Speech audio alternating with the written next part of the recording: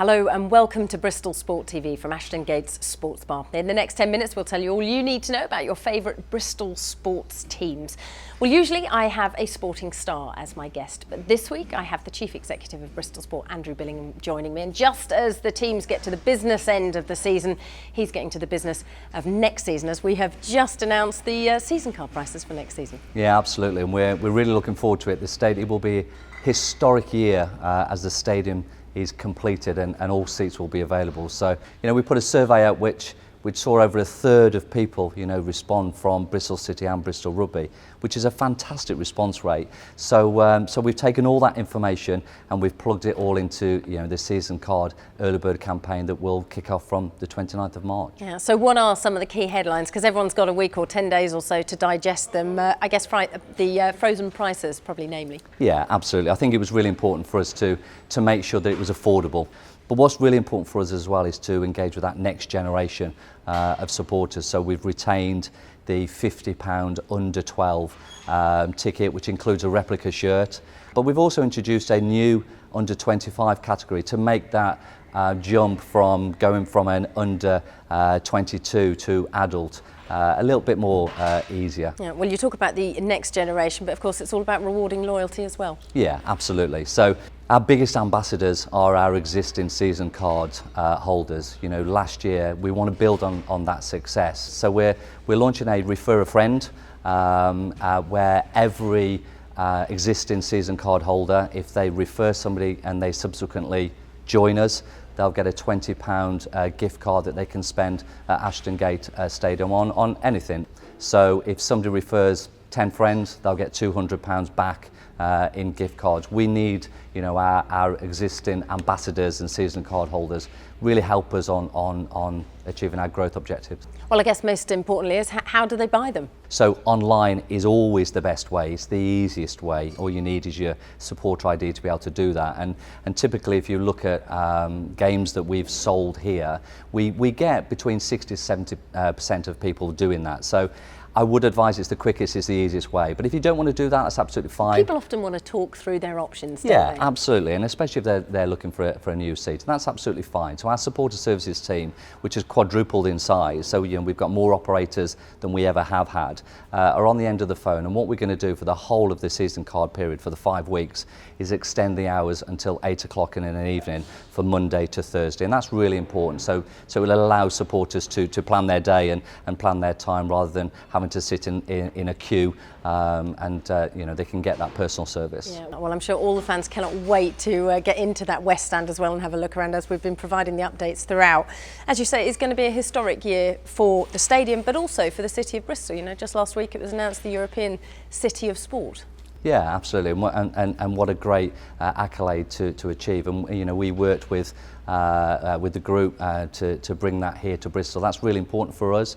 It sits very well with our objectives of really delivering sporting success here as a city, and over the period of time you'll see us get a lot more involved with that City of Sport 2017 to really make it a success. Yeah, well, a key part of that, as you say, was facilities, but it's also about getting active and getting people involved in sport, which of course is Bristol Sport's vision. At the launch, I managed to catch up with Chrissie Wellington, the 4-time world champion Ironman, and this is what she had to say about Bristol being awarded it. There's a definite change coming. I can feel it, because there's a will at all levels to make a difference. But we've got a lot to celebrate. Like you said, there's a lot to be grateful for. There's a lot to be proud of. But we can do more, and I really feel that Bristol can be the beating heart of sport in the UK. It has promise, it has potential, and all we need to do is come together to realise that. Well, there you have it, Chrissie Wellington talking about the beating heart of sport. Yeah, that's absolutely what Bristol Sport is all about. We want to be at the heart of everything that happens in Bristol and is related to sport, and facilities is a key part of that. We spoke before, Lisa, about Ashton Gate Stadium completing in August and being a real historic year, and this facility will be one of the best stadiums in the country. To host England women's football team here with a crowd of over 13,000, and then only just on Friday, England versus Wales under 20s where we had a 9,000 crowd. It was just absolutely fantastic. I was really proud that we will be able to showcase our stadium with those international games, and listen, we're working hard behind the scenes to make sure that we can have more of those in the future here at Ashton Gate. Well, we're certainly setting the marker on the international front. I get asked all the time, and I'm sure you do, who is going to be opening the stadium music-wise? Is it going to be the Bieber? Well, I can't confirm it will be the Bieber, but what or I can, deny. Well, I can't confirm or deny, absolutely. But what I can confirm is we're looking for an international artist. And that's it. That's all Absolutely. You can give us. But it will be summer of 2017. Absolutely. We want to establish Ashton Gate not only a top sporting venue, but also as a venue of choice for non-match day events, so conferences events. So concerts are a really key part of the strategic approach. So international artist, but I can't confirm or deny it will be Justin Bieber. All right, well, you'll hear it here first. Thanks very much, Andrew. Thank you, Lisa.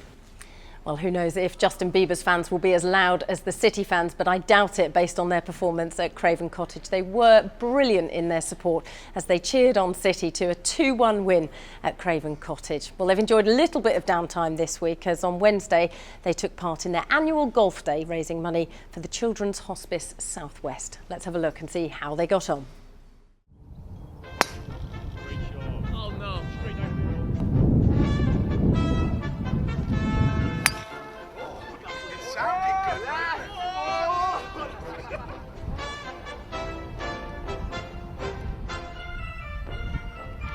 I think my score report could be better.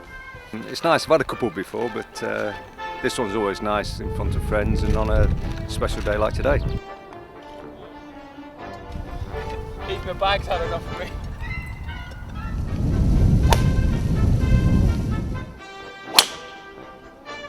All right! Just want to thank everyone for turning out, all the lads, all the staff. No, it's been a right good day, really enjoyed it.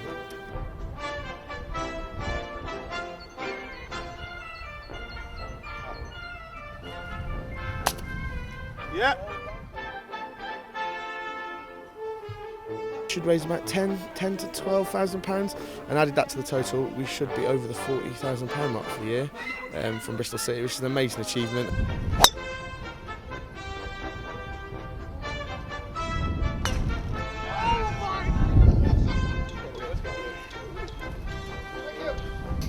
Not very good at golf. Well, it is, though, back to business as this weekend Lee Johnson's side host bottom of the table Bolton Wanderers at Ashton Gate, and just a limited number of tickets do remain. Well, City women are in their final week of pre-season training ahead of kick-off next Wednesday, when they look forward to welcoming local rivals Yeovil to the Stoke Gifford Stadium for the start of their WSL2 season. Yeah, it feels like the longest pre-season ever.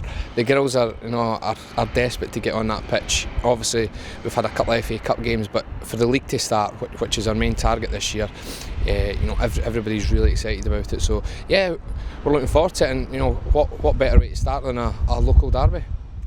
Well, the team was put through their paces by our Kids TV reporters last week, and let's have a look at how some of the other intrepid young journos got on with our other sports stars.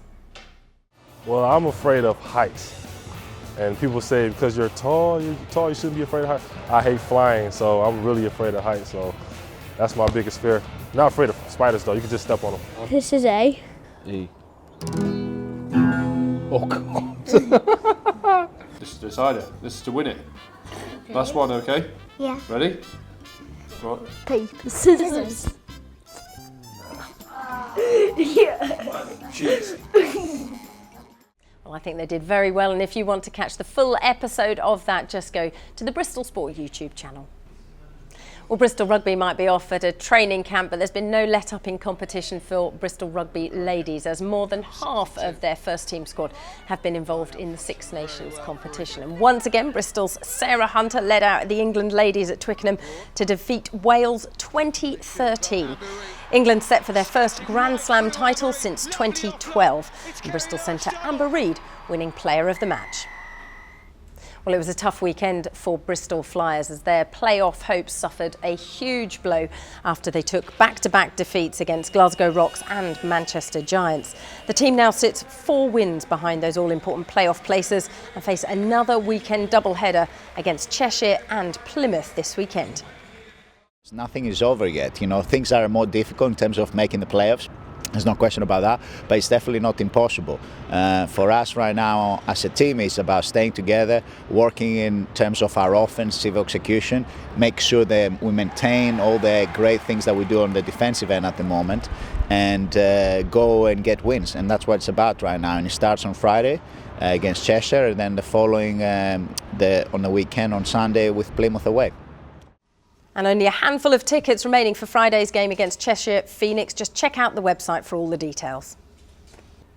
Now to some hockey news, and Clifton Hockey are through to the Women's Investec Cup final this year after beating Holcombe Hockey Club in the semi-finals at home at Coombe Dingle on Sunday. Featuring GB player Joey Lee, Clifton beat them 3-1. Well, from the hockey field to the swimming pool, and Bristol Central Water Polo have their second of their British Championship games this weekend as they welcome London-based Invicta to Hengrove Swimming Pool on Saturday night. A couple of weeks ago, they defeated the GB Juniors in the first round with a strong team performance, and they'll be hoping for another home win this Saturday. It's a bit of a transition year. We've got a couple of the older boys still playing, but we've got a lot of young players. So we've 5 or 6 guys under 20 at the moment. So our aim this year was to reach the Super Fives and then make the British Championships, which we've done. And so, yeah, it's good experience for them, but it's a big ask for a bunch of young players. Well, just a reminder, next Thursday sees the return of our big sports breakfast, and it is a must for anyone that are motor racing fans. We'll be welcoming F1 executive Mark Gallagher to the stadium to speak on Thursday. That's just before the Easter weekend. And if you sign up by Monday, then you'll be in with the chance to win a free signed book by him. And finally, let's have a look at the stadium rebuild this week as work progresses apace, and the seating deck, as we said, all completed and ready for the seats to be installed, which will be taking place towards the end of this month and should take between 6 to 8 weeks. Also this week, the roof sheeting has been completed and all the netting removed. From now on, most of the work will be inside as the internal fit-out completes. Well, I hope you've enjoyed the programme, and don't forget to subscribe to the YouTube channel to make sure you never miss a minute of the action. Hope you have a great weekend of Bristol Sport.